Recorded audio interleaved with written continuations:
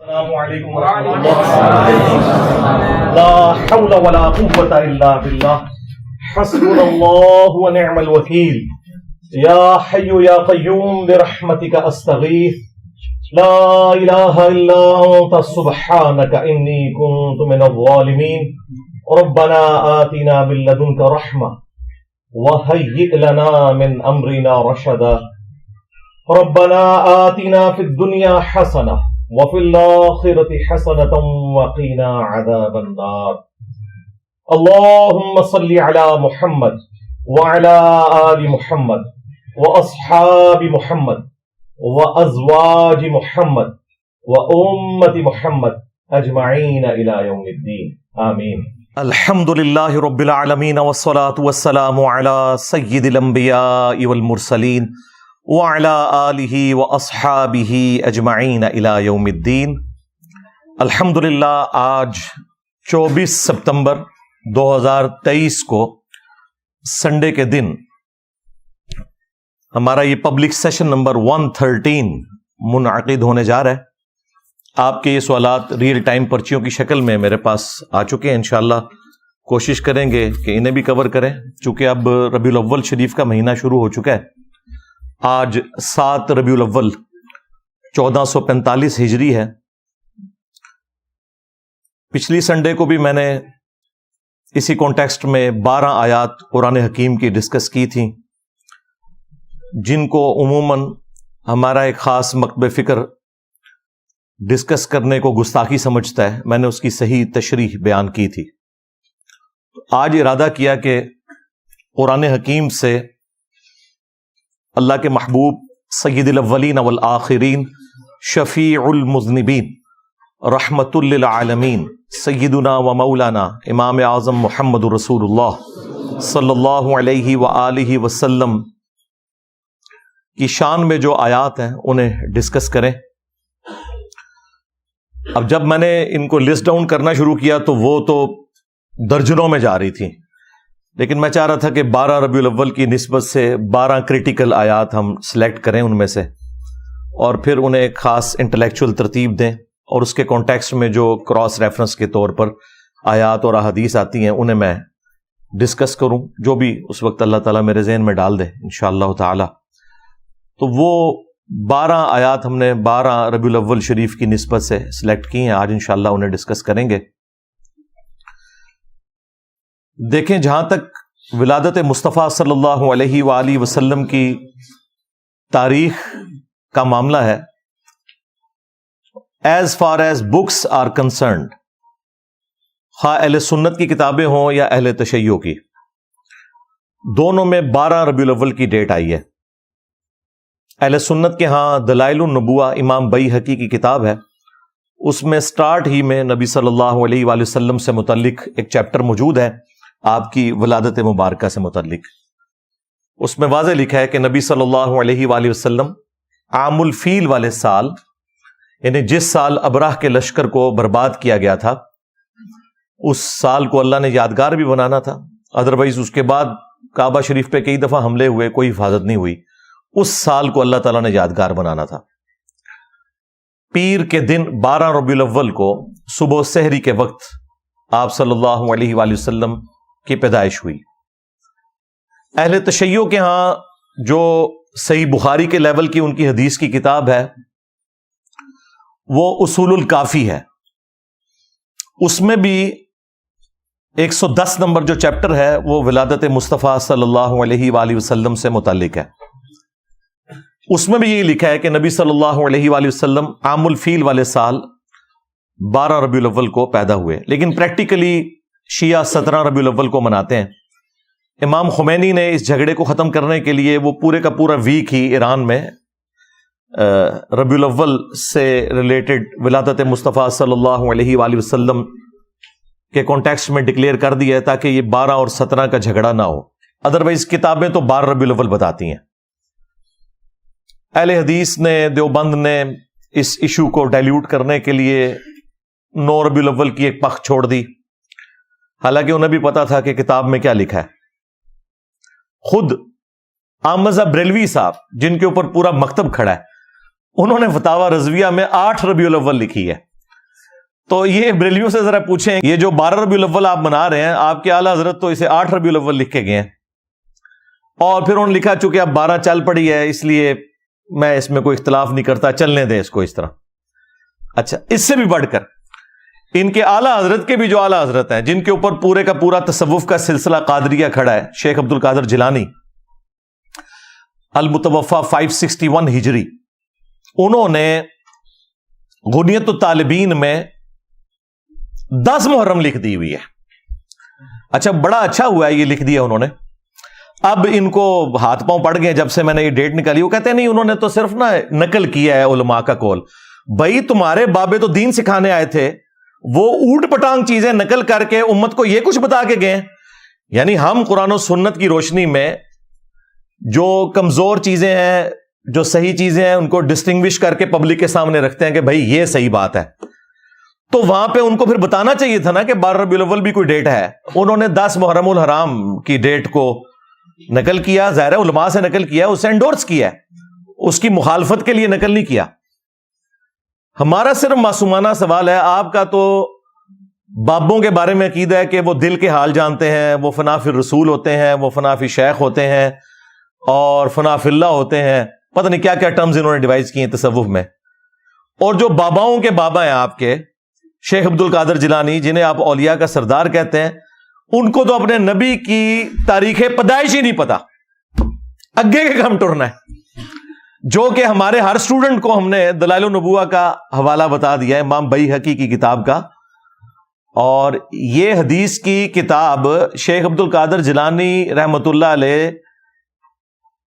کی پیدائش سے پہلے لکھی ہوئی تھی، لیکن وہ بیچارے اس تک نہیں پہنچ سکے. ان کو تو ضرورت بھی نہیں تھی، وہ تو علم غیب جانتے ہیں بقول ان کے، تو انہیں تو پتہ ہی نہیں چلا. انہوں نے تو مہینہ بھی غلط لکھ دیا، 10 محرم کا دن لکھ دیا. یہ چیزیں میں ساتھ ساتھ اس لیے بتاتا ہوں تاکہ آپ کا دماغ اس حوالے سے کھلے. باقی جو ربیع الاول شریف کے حوالے سے سیلیبریشنز ہیں آج کل جو پوری دنیا میں مروجہ ہیں، ان کا ثبوت پہلے 600-650 سال تک نہیں ملتا. یہ 7ویں صدی ہجری کے اندر ایک مملوک سلطنت جو ایوبی ڈائنسٹی میں سے تھی، جنہوں نے پہلی دفعہ منگولوں کو شکست دی تھی اور تاتاریوں کا فتنہ ختم ہونا شروع ہوا، انہی میں ایک شخصیت تھی ملک المظفر. 630 ہجری میں یہ فوت ہوئے بمطابق 1233 عیسوی. یعنی آپ سمجھ لیں آج سے آلموسٹ 800 سال پہلے. آج 1445 ہجری چل رہا ہے. انہوں نے علماء کو جمع کر کے 12 ربیع الاول کے موقع پر کوئی کھانا شانا کھلایا تو علماء تو پھر پکے ہو گئے. انہوں نے کہا سرکار پچھلے سال کھوایا سی، اس سال بھی کھواؤ. کرتے کرتے کرتے پھر اس ٹائم کتابیں لوگوں نے لکھنی شروع کر دی کہ جی میلاد منانا تو بڑے ثواب کا کام ہے، اور بلکہ یہ جو ہمارے بادشاہ نے شروع کیا ہے یہ تو ایک صدقہ جاریہ ہے ان کے لیے. ان کو یہ بھی خیال نہیں آیا کہ 800 سال تک جو ان سے بڑے عاشقان رسول تھے، ان کے دماغ میں یہ بات کیوں نہیں آئی کہ آپ نے ربیع الاول کو اس طریقے سے سیلیبریٹ کرنا ہے. جہاں تک ربیع الاول کے مہینے میں نبی صلی اللہ علیہ وآلہ وسلم کی شخصیت کو ڈسکس کرنا ہے، اس کے اوپر تو اجماع امت ہے، اس سے کسی کو انکار نہیں ہے. لیکن یہ جھنڈیاں لگا کے، سبیلیں لگا کے، اور اس کو ایک پراپر شکل دینا ہے ایک ایونٹ کی، اس طرح تو کبھی نہیں ہوا. میں خلفائے ثلاثہ کی بات نہیں کرتا، ہو سکتا ہے کہ یہ کہیں کہ ان کے زمانے تک حدیثیں شاید ان تک نہیں پہنچی تھی، لیکن جو چوتھے خلیفہ تھے سیدنا علی ابن ابی طالب، وہ 5 سال تک کوفے میں رہے ہیں. تینوں خلفاء کے ساتھ ان کا وقت گزرا ہے. کوئی ہمیں ضعیف نہیں، کوئی جھوٹی روایتی دکھا دیں ان کی طرف منسوب کہ انہوں نے کبھی کوفے کے اندر میلاد کا جلوس نکالا ہو. حالانکہ یہ پاسبل تھا، جھنڈیاں اس زمانے میں بھی کپڑے کی بنتی تھی، لیکن وہ جنگوں میں جھنڈوں کے لیے. کوئی محفل نعت اس طرح کی منعقد کی ہو اور اس طرح کے معاملات لے کے چلے ہوں، جس کو انہوں نے آج اس درجے تک پہنچا دیا ہے کہ یہ کہتے ہیں کہ سوائے ابلیس کے جہاں میں سبھی تو خوشیاں منا رہے ہیں.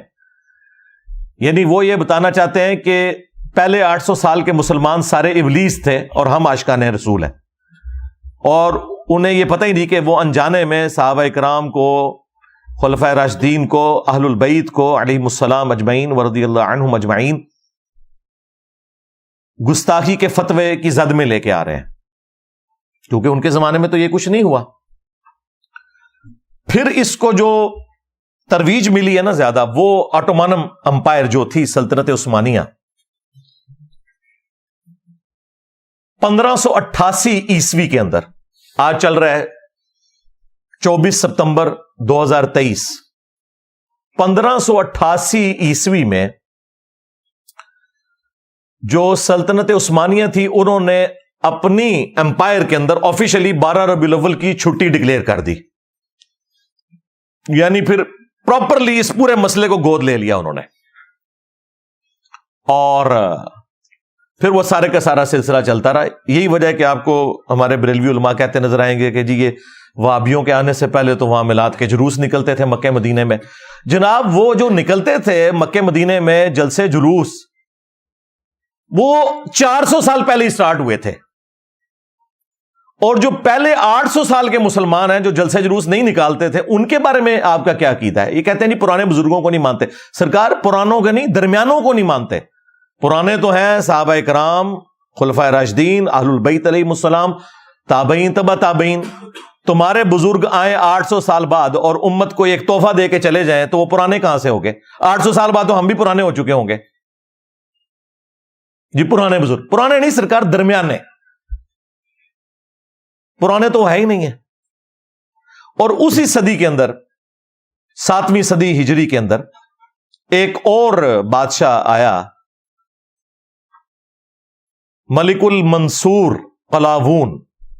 اس نے 678 ہجری کے اندر، آج سے 800 سال پہلے، کوئی منت مانی تھی، اس نے پکڑ کے گنبد خضرا رکھ دیا نبی صلی اللہ علیہ وآلہ وسلم کی قبر اطہر کے اوپر۔ اس ٹائم یہ گرین کلر کا نہیں تھا، وہ وائٹ کلر کا ہوتا تھا۔ اس کو گرین کلر ہوئے بمشکل 200 سال ہوئے ہیں۔ 1837 عیسوی میں، آج سے آلموسٹ 200 سال پہلے، سلطنت عثمانیہ کے لوگوں نے اس کا کلر گرین کیا۔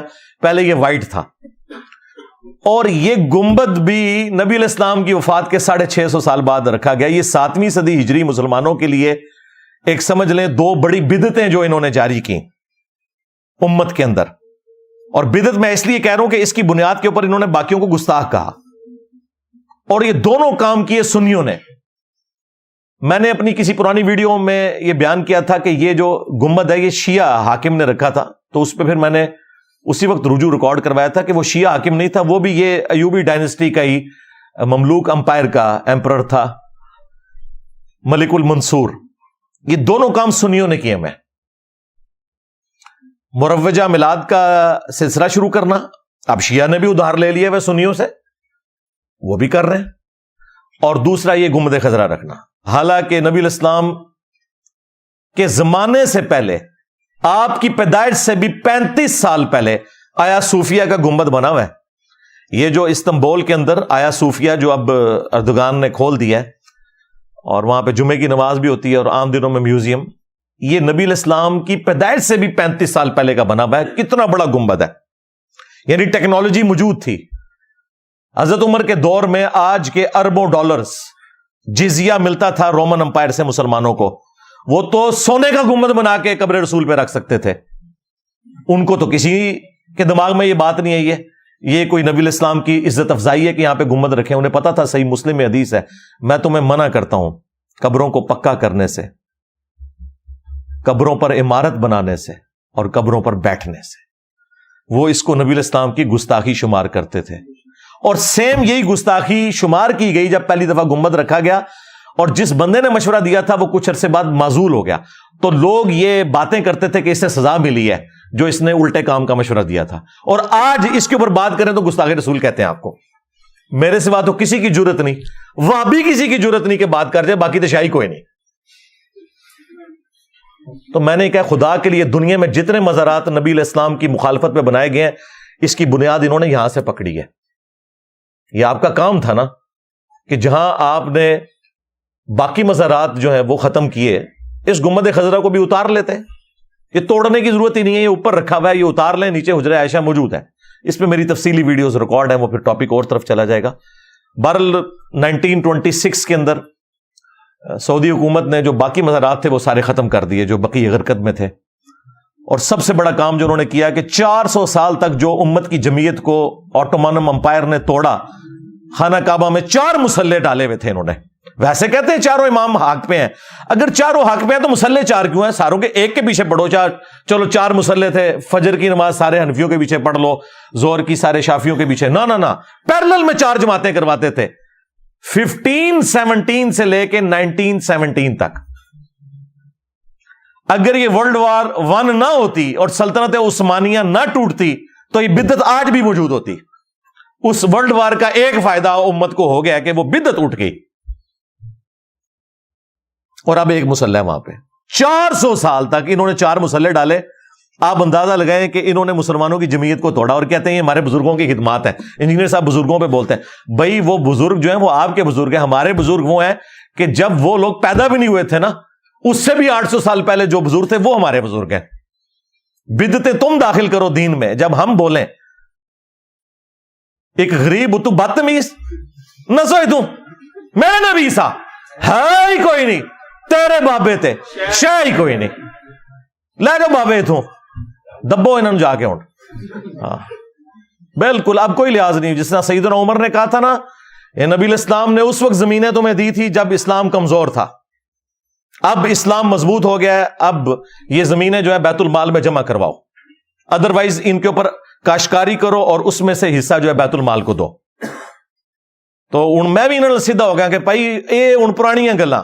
ہوں اللہ دے فضل نال یہ دعوت جس طریقے سے اللہ تعالیٰ نے مسلمانوں میں راسخ کی ہے، بالکل سٹریٹ فارورڈ آنکھوں میں آنکھیں ڈال کے بات کریں گے انشاءاللہ تعالیٰ. لیکن علمی اختلاف، کوئی ایکسٹرا جوڈیشل ایکٹیویٹی پرفارم نہیں کرنی. وہ تو ہماری ڈاکٹرن کے خلاف ہے، خواہ کوئی ریاستی ادارہ کرے خواہ کوئی مذہبی جماعت کرے، ہم تو اسے بالکل اسلام کی روح سے سمجھتے ہی حرام ہے. علمی اختلاف. تو یہ کام ان کے بزرگ ڈال کے گئے ہیں. جب ہم وہ بتاتے ہیں کہ انہوں نے یہ کام ڈالا ہے، امت کی جمعیت کو توڑا ہے، تو کہتے ہیں یہ بزرگوں کی گستاخی کرتے ہیں. تو میلاد کا بھی سلسلہ 800 سال پہلے شروع کیا انہوں نے. بھائی اس سے پہلے لوگ میلاد کس طرح مناتے تھے؟ وہ صحیح مسلم میں حدیث ہے 2750 انٹرنیشنل نمبرنگ کے مطابق. نبی صلی اللہ علیہ وآلہ وسلم پیر کا روزہ رکھا کرتے تھے. پوچھا کہ آپ کیوں رکھتے ہیں؟ تو فرمایا فیہ ولدت وفیہ انزل علیہ، اس دن میں پیدا ہوا اور اسی دن مجھ پر پہلی دفعہ وحی نازل ہوئی. تو نبی صلی اللہ علیہ وآلہ وسلم جشن قرآن اور جشن ولادت مصطفیٰ صلی اللہ علیہ وآلہ وسلم ہر سال نہیں، ہر مہینے نہیں، ہر ہفتے منایا کرتے تھے پیر کا روزہ رکھ کے. اور انہوں نے لنگر چک کے رکھا ہوتا ہے. نبی علیہ السلام روزہ رکھتے تھے، یہ لنگر نو دب کے رکھتے ہیں. ہاں باپا جانی نے وہ 12 ربیع الاول کا روزہ شروع کروایا، الیاس قادری صاحب نے. وہ بھی 12 ربیع الاول کا روزہ نہیں ہونا چاہیے، منڈے کا روزہ. تو وہ تو ہر ہفتے ہی رکھا جائے، اچھی بات ہے. چلیں ربیع الاول میں ہی رکھ لیں ولادت کی خوشی منانے کے لیے. تو یہ ہے آفیشل طریقہ. وہ لوگ پوچھ رہے ہوتے ہیں پھر اسی کے کریے سرکار اے کرو نہیں اور کیا کریے، اور اے کرو کہ اس دن انجینئر صاحب کی ویڈیوز لگا کے بیٹھ جاؤ تاکہ پتا چلے کہ جو ہستی دنیا میں آئی تھی ہماری منجی بن کے، ہادی بن کے، نجات دہندہ بن کے، جن کے ساتھ ہماری آخرت کی ہمیشہ کی کامیابیاں جڑی ہوئی ہیں، وہ امت کو دے کے کیا گئی ہیں وہ انجینئر صاحب آپ کو بتائیں گے کہ مرنے سے پہلے اے مسلمان کر لے اس پہ غور، کتابوں کا خدا اور ہے، بابوں کا خدا اور، کتابوں کا پیمبر اور ہے، بابوں کا پیمبر اور. اگرچہ وہ سارے بابے اسی خدا رسول کے ماننے والے تھے، بلکہ کرسچنز، جوز اور ہندو بھی اسی خدا کو مانتے ہیں، لیکن ہمیں اختلاف کیا ہے کہ کتابوں کی تعلیمات کے مطابق ماننا ہے، بابوں کی تعلیمات کے مطابق نہیں ماننا. اسی تو ہم یہ عرض کر رہے ہیں بار بار کہ میرے نبی سا ہے ہی کوئی نہیں، بابے تھے شے ہی کوئی نہیں. آج سے آلموسٹ 22 سال پہلے کی بات ہے، 22-23 سال، 2001 کی بات ہے.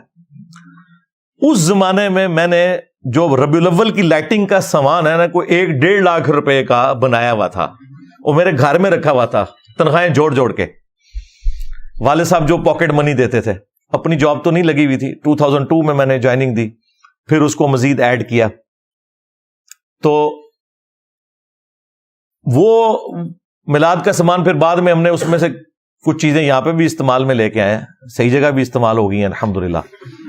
تو اب ہم تو پوری نیک نیتی کے ساتھ یہ معاملہ کر رہے تھے. یقین کریں ہمیں کبھی یہ وہم بھی نہیں آیا تھا کہ ہم یہ جو کچھ کر رہے ہیں یہ نبی الاسلام کی خوشنودی کا کام نہیں ہے, وہ تو دین ہی کوئی اور ہے.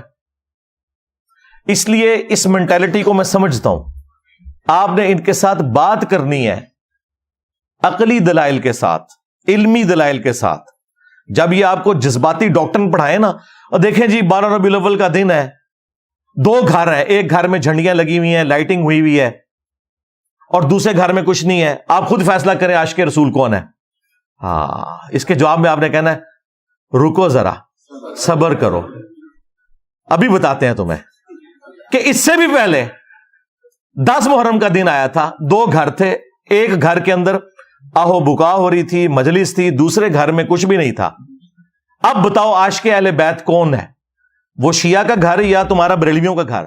تو یہ آپ کو کیا کہیں گے, نہیں اہل بیت کو تو ہم بھی مانتے ہیں لیکن اس طریقے سے نہیں کرنا. تو سرکار ہے تہاڈا میلاد بھی اس طریقے سے نہیں کرنا. آئے ہو نا داڑھ تھلے, ہاں اے میری داڑھ تھلے ہی آ سکتے ہو. کیوں؟ وہ بھی کیا دن تھے, ہم بھی ایک جن تھے. آج ہم دیو ہیں, ان جنوں کے بھی پیو ہیں, بلکہ دیو کے بھی پیو ہیں, یعنی دیوبند والا دیو. اور اے پیو اے بگوٹن والا نہ لینا, اے علمی طور پہ میں گل کر رہا ہوں. ہاں, ایک ٹیچر کی حیثیت سے کہتے ہیں نا استاد روحانی باپ ہوتا ہے. تو اب یہ میرے چھوٹے چھوٹے کلپ اسی طرح کے لوگ کاٹتے کہتے تھے کہ جی سب کتنی جذباتی باتیں کرتے ہیں. بھائی اس طرح کے آپ کلپ قرآن سے کاٹے نا تو قرآن پاک کسی نے پڑھنا ہی نہیں ہے, کیونکہ وہ پورے کانٹیکسٹ میں بات ہوتی ہے. کہیں پہ اللہ تعالیٰ کوئی سخت بات کرتا ہے, کہیں پہ کوئی واقعہ بیان کرتا ہے, کہیں کوئی اینٹی وینم کے طور پہ بات کرتا ہے. تو آپ ساری سخت آیات کٹھی کریں تو لوگ کہیں گے یار یہ کوئی کتاب ہے پڑھنے والی, کوئی سیدھے طریقے نہ بندہ گل کرے. وہ سیدھے طریقے سے ہی ہوئی ہوتی ہے کیونکہ اس کے پیچھے اتنی بڑی بات. اب یہ میری 1-1.5 گھنٹے کی گفتگو ہے, اس میں نے کوئی بات مزاح کے طور پہ کرنی ہے, کوئی سلوگن کے طور پہ کرنی ہے, تو اس کو بیچ میں سے کاٹ کے یہ سمجھنا کہ یہ کوئی متکبر ہو گیا, یہ ہو گیا. بھائی تمہارے سسٹم کے بینیفیشری نہیں ہے, ہاں 1 روپے کے روادار نہیں ہے, اللہ کے فضل سے اپنی جیب سے کھلایا ہے. اور یہ اس لیے نہیں کہ وہ کسی سے کوئی احسان والا معاملہ کر رہے ہیں, بلکہ ہم اس سسٹم کو غلط سمجھتے ہیں جو چندوں کی بنیاد پہ چلا ہوا ہے. یہ آپ کو کبھی بھی حق بات نہیں بتائے گا. تو ہم نے سسٹم سے کچھ بھی حاصل نہیں کیا سوائے اپنی لائف کو ونریبل کیا, اپنی فیملی کی لائف کو, اپنے قریبی ٹیم ممبرز کی لائف کو ونریبل کیا. اس سسٹم سے حاصل تو کچھ نہیں کیا. سب سے بڑی کوئی چیز ہو سکتی تھی نا, وہ یہ تھی کہ میں اپنے یوٹیوب کے چینل کو ویڈیو ایڈز کے اوپر مونیٹائز کرتا اور 1 کروڑ روپیہ کم از کم مہینے کا میں کماتا. ہاں, ہر مہینے میں 100-150 مولوی خرید لینا, ہاں آ کے میرے آکی وی لاگ بنا لے ہوں.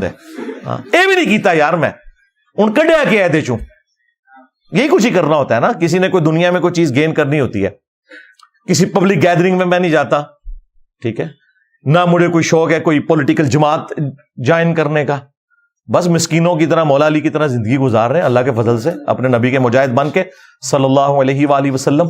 صلو علی محمد وآل محمد, اللہم صلی علی محمد وعلی آل محمد واصحاب محمد وازواج محمد اجمعین الی یوم الدین. ہاں جی, اللہ کا نام لے کے اب وہ 12 آیات کور کرتے ہیں انشاءاللہ تعالی. ریفرنس نمبر 1 وہ ہے سورہ آل عمران سورت نمبر 3 کی آیت نمبر 164. اعوذ باللہ من الشیطان الرجیم, بسم اللہ الرحمن الرحیم. لقد من اللہ علی المؤمنین اذ بعث فیہم رسولا. بے شک یہ اللہ تعالی کا احسان ہے مومنین پر کہ اس نے ان میں رسول کو بھیجا, من انفسہم, جو ان کی اپنی جانوں میں سے, یعنی اسی قریش کے قبیلے میں سے ہیں, بنو ہاشم سے, اور اسی سپیشی سے ہیں. ظاہر ہے کہ جب انسان آباد ہیں تو انسانوں میں پیغمبر آئیں گے. سورہ بنی اسرائیل میں آیا کہ اگر زمین پر فرشتے آباد ہوتے تو ہم فرشتوں میں سے پیغمبر بناتے. اب چونکہ انسان ہے تو ظاہر انسانوں میں سے پیغمبر ہے. یتلو علیہم آیاتہ, ان کا منصب یہ ہے کہ ان پر آیات تلاوت کرتے ہیں قرآن کی. ویزکیہم, اور انہیں پاک کرتے ہیں قرآن کی برکت سے. ان کے دل کے اندر جو قدورتیں ہیں, جو شرکیہ عقائد و نظریات ہیں, جو اخلاقی برائیاں ہیں, ان سے ان کا تزکیہ کرتے ہیں. وَيُعَلِّمُهُمُ الْكِتَابَ وَالْحِكْمَةَ، اور انہیں کتاب اور حکمت کی تعلیم دیتے ہیں. وَإِن كَانُوا مِن قَبْلُ لَفِي ضَلَالٍ مُبِينٍ، اور اس قرآن کے نزول سے پہلے، نبی صلی اللہ علیہ وآلہ وسلم کے مبعوث ہونے سے پہلے یہ لوگ کھلی گمراہی میں تھے. کون؟ صحابہ اکرام. قرآن کے نزول سے پہلے کھلی گمراہی میں تھے، اور ہم لوگ قرآن آنے کے بعد بھی کھلی گمراہی میں ہیں، چونکہ قرآن حکیم سے ہم اپنا تزکیہ نہیں کرتے. وَأُوحِيَ إِلَيَّ هَذَا الْقُرْآنُ لِأُنذِرَكُم بِهِ وَمَن بَلَغَ، اے نبی تم فرماؤ قرآن مجھے اللہ نے اس لیے وحی کیا تاکہ اس کے ذریعے میں تمہیں بھی تبلیغ کر دوں، اور جس تک یہ کتاب پہنچ جائے وہ بھی اسی قرآن کے ذریعے تبلیغ کرے. یہ انسٹرومنٹ آف دعوت ہے نبی صلی اللہ علیہ وآلہ وسلم کا. اب دیکھیں کتنی زبردست بات ہے. اللہ تعالیٰ نے اپنے محبوب صلی اللہ علیہ وآلہ وسلم کی دنیا میں تشریف آوری کو اپنی طرف منسوب کیا ہے کہ یہ میرا احسان ہے. یہاں آپ کو صوفیاء نے نا الٹ بات بتائی ہوئی ہے. وہ کہتے ہیں جی شیخ احمد سرندی کہتے تھے میں اللہ کو مانتا ہی اس لیے ہوں کہ وہ میرے نبی کا رب ہے، اور لوگ کہتے ہیں سبحان اللہ. یار اندازہ کرو یہ نظریات کیا قرآن و سنت میں فٹ ان بیٹھتے ہیں؟ قرآن تو کہہ رہا ہے لقد من اللہ علی المؤمنین اذ بعث فیہم رسولا، یہ اللہ کا احسان ہے کہ اس نے رسول کو بھیجا. یہ الٹ بات کرتے ہیں. جامعہ ترمذی میں حدیث ہے اللہ سے محبت کرو کہ اس نے تمہیں نعمتوں سے نوازا ہے، اور مجھ سے اس لیے محبت کرو کہ میں اللہ کا رسول ہوں، اور میرے اہل البیت سے اس لیے محبت کرو کہ ان کی نسبت میرے ساتھ ہے. نبی علیہ السلام نے تو ہمیں یہ چین سکھائی ہوئی ہے، اور یہ الٹ چلتے ہیں. یقیناً نبی علیہ السلام دنیا پہ اللہ تعالیٰ کا احسان ہے، اور قرآن میں اللہ تعالیٰ نے اسپیسیفکلی قرآن کے حوالے سے فرمایا، اور ظاہر ہے کہ اسے ایکسٹراپولیٹ آپ کر سکتے ہیں. قُلْ بِفَضْلِ اللَّهِ وَبِرَحْمَتِهِ فَبِذَلِكَ فَلْيَفْرَحُوا، اے نبی ان سے فرماؤ کہ اللہ تعالیٰ کے فضل اور رحمت کے ملنے کے اوپر خوب خوشیاں مناؤ. تو کہتے ہیں دیکھیں قرآن میں ہے نا خوشیاں مناؤ، تو ہم اس طرح جھنڈیاں لگاتے ہیں. تو ہم کہتے ہیں بھائی یہ طریقہ بھی نبی علیہ السلام خود بتا کے گئے ہیں. صحیح مسلم میں 2750 نمبر حدیث، آپ علیہ السلام پیر کا روزہ رکھتے تھے. پوچھا گیا کیوں رکھتے ہیں؟ فرمایا فیہ ولدت وفیہ انزل علیہ، اس دن میں پیدا ہوا اور اس دن مجھ پر پہلی دفعہ وحی نازل ہوئی. یعنی جشن قرآن اور جشن ولادت مصطفیٰ صلی اللہ علیہ وآلہ وسلم، اللہ کے محبوب صلی اللہ علیہ وآلہ وسلم نے ہر پیر کو منائی. سال کے بعد نہیں، مہینے کے بعد نہیں، ہر پیر کو روزہ رکھ کے. باقی میں اس کی چونکہ ہسٹری پہ پہلے ڈسکشن کر چکا ہوں، میں اس کی تفصیل میں نہیں جاتا. آیت نمبر 2 دوسرا ریفرنس وہ ہے سورۃ الاعراف، سورت نمبر 7 کی آیت نمبر 157. یہ بہت کریٹیکل آیت ہے. نبی علیہ السلام کے دنیا میں آنے کا مقصد کیا ہے وہ بیان ہوا ہے. اس سے زیادہ اہم چیز تو کوئی نہیں ہو سکتی. اللہ تعالیٰ نے جو آخرت میں کامیاب ہونے والے اہل ایمان ہیں نا، ان کی نشانیاں بتاتے ہوئے اسپیسیفکلی نبی علیہ السلام کے مبارک زمانے میں جو دوسرے ادیان کے ماننے والے لوگ تھے ان کو بھی اس حوالے سے گائیڈ لائنز دیں، اور مسلمانوں کو بھی، کہ کامیابی کن لوگوں کا مقدر ہونے والی ہے. الذین یتبعون الرسول النبی الامی، وہ لوگ جو کہ پیروی کرتے ہیں نبی امی کی. یہ امی کی نسبت ام القری مکے کی طرف بھی ہو سکتی ہے، اور امی کی نسبت نبی علیہ السلام کی اس صفت کی طرف بھی ہے کہ آپ علیہ السلام لکھنا پڑھنا نہیں جانتے تھے، اور یہ آپ کا معجزہ تھا. کیونکہ سورۃ العنکبوت میں آیا ہے کہ اس قرآن کے نزول سے پہلے نہ تو آپ کتاب سے کوئی چیز پڑھ سکتے تھے اور نہ اپنے دائیں ہاتھ سے لکھ سکتے تھے، ورنہ کافروں کو یہ چیز شک میں مبتلا کر دیتی کہ کتاب آپ نے خود لکھ لی ہے. یہ آپ علیہ السلام کے کیس میں معجزہ تھا. ہاں، شاعر ہونا ڈاکٹر اقبال کی خوبی ہے، لیکن نبی کے لیے شاعر ہونا خوبی نہیں ہے. وما علمناہ الشعر وما ينبغی لہ، ہم نے ان کو شعر کہنا نہیں سکھایا، اور نہ یہ ان کی شان کے لائق ہے. تو نبی علیہ السلام کا پڑھا لکھا نہ ہونا یہ آپ کی شان کے لائق تھا. یہ کوئی نعوذ باللہ جہالت نہیں ہے یا ان پڑھ ہونا نہیں ہے. اللہ تعالیٰ نے آپ کو علوم سکھائے، لیکن آپ لکھ نہیں سکتے تھے، کتاب سے پڑھ نہیں سکتے تھے، کیونکہ آپ کا معجزہ ہی قرآن تھا. لوگوں نے کہنا تھا کہ ہاں جی یہ اس نے اتنے عرصے تک خود لکھ لی ہے کتاب. یہ اس کے پیچھے حکمت تھی. تو نبی امی کی پیروی کرتے ہیں. الذی یجدونہ مکتوبا عندہم فی التوراۃ والانجیل، اور یہ نبی امی وہ ہیں کہ جن کا ذکر یہ لکھا ہوا پاتے ہیں اپنے پاس آلریڈی، جو تورات اور انجیل یعنی اولڈ ٹیسٹمنٹ اور نیو ٹیسٹمنٹ میں ہے، نبی الاسلام کا مبارک ذکر بھی اور اس فائنل ٹیسٹمنٹ قرآن کا ذکر بھی، وہ آج بھی موجود ہے۔ آپ ڈیوٹرونومی چیپٹر نکالیں اولڈ ٹیسٹمنٹ کا، اس میں نبی الاسلام کی پیشگوئی موجود ہے۔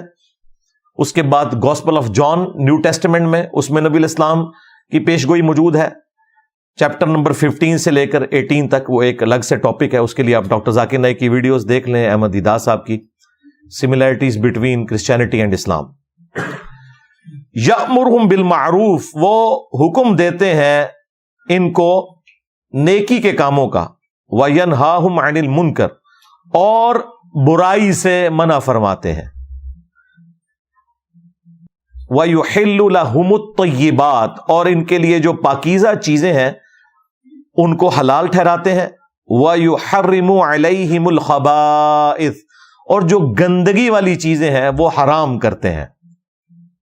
یعنی نبی الاسلام کو ظاہر ہے اللہ تعالیٰ نے شارع بنا کر بھیجا ہے، اور شریعت کا کسٹوڈین دنیا میں آن دا بہاف آف گاڈ نبی الاسلام کی مبارک ذات ہے، تو آپ حلال اور حرام چیزوں کے بارے میں بتاتے ہیں۔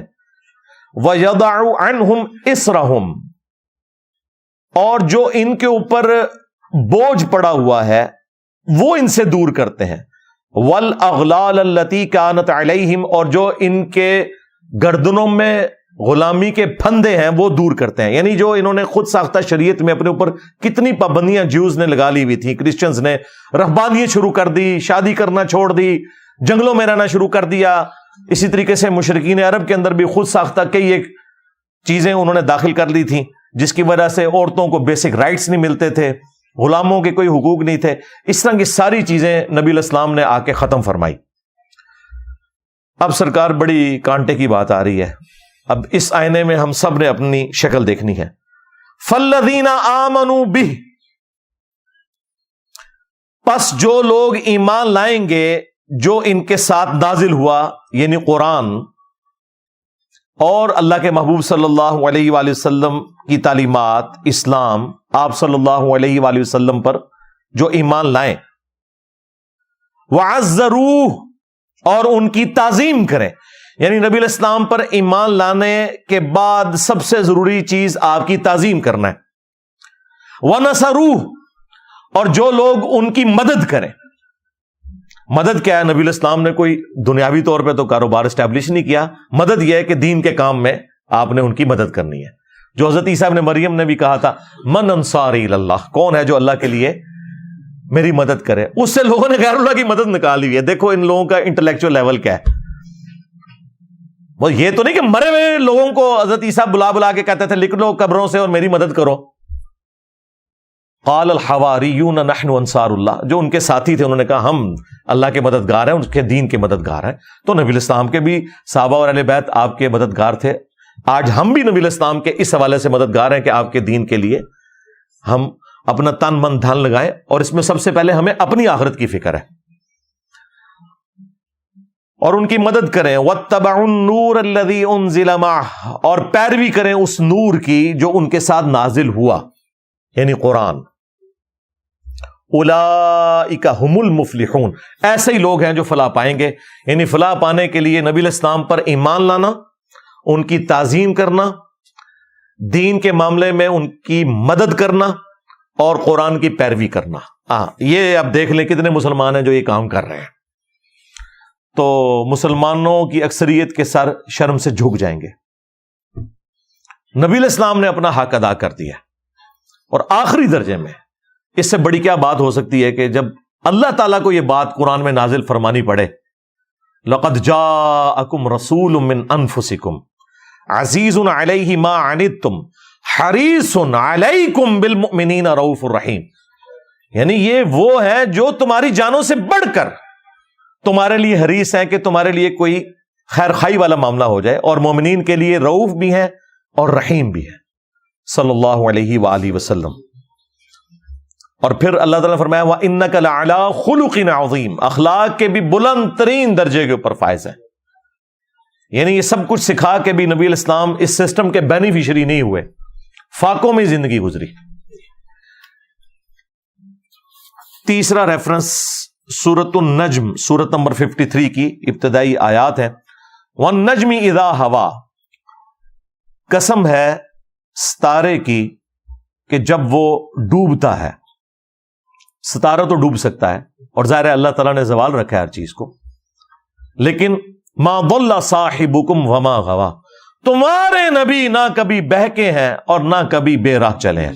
ستارہ تو ڈوب سکتا ہے اور قسم ہے وہ ہماری قدرت کی نشانی ہے، لیکن یہ جو ہستی تمہارے پاس آئی ہیں ما ضل صاحبکم وما غوا، نہ کبھی گمراہ ہوئے ہیں اور نہ کبھی بے راہ چلے ہیں. لہذا وہ جو آیت ہے نا ووجدک ضالا فہدا، اے نبی ہم نے تمہیں اپنی محبت میں خود رفتہ پایا تو ہدایت کے اعلیٰ ترین درجے پر پہنچا دیا. یہ اعلیٰ حضرت کا ترجمہ بالکل ٹھیک ہے. یہ جو وہابیوں نے ترجمہ کیا دیوبند اور اہل حدیث نے، وہ بالکل گستاخانہ ترجمہ ہے. نبی کے کیس میں جب یہ لفظ آئے گا نا ضال، تو اس میں محبت میں خود رفتہ پانا. اب کوئی پوچھ سکتا ہے اس کا اسلوب کیا ہے؟ قرآن میں ہی موجود ہے. حضرت یوسف علیہ السلام کے بھائیوں نے جو کہ صحابہ تھے اپنے والد کے یعقوب علیہ السلام کے، اپنے ابا جان کے بارے میں کہا ان ابانا لفی ضلال مبین، بے شک ہمارے ابا جان تو یوسف کی محبت میں ڈوب چکے ہیں.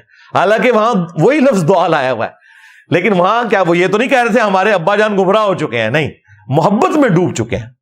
ووجدک ضالا فہدا، اے نبی ہم نے آپ کو اپنی محبت میں خود رفتہ پایا تو آپ کو ہدایت کے بلند ترین مرتبے پر پہنچا دیا. ڈیٹم لیول کی ہدایت تو آپ کی پیدائش سے لے کر وفات تک ہے. ہر ایک پیغمبر اللہ تعالیٰ کی حفاظت میں ہوتا ہے پیدائش سے لے کر وفات تک، لیکن اعلیٰ درجے کی جو ہدایت ہے وہ اللہ تعالیٰ وحی کے ذریعے اسے عطا فرماتا ہے. وما ينطق عن الهوى، اور یہ اپنی خواہش نفس سے کچھ نہیں کہتے. ان ہوا الا وحی یوحا، یہ وہ کہتے ہیں جو اللہ تعالیٰ انہیں وحی فرماتا ہے.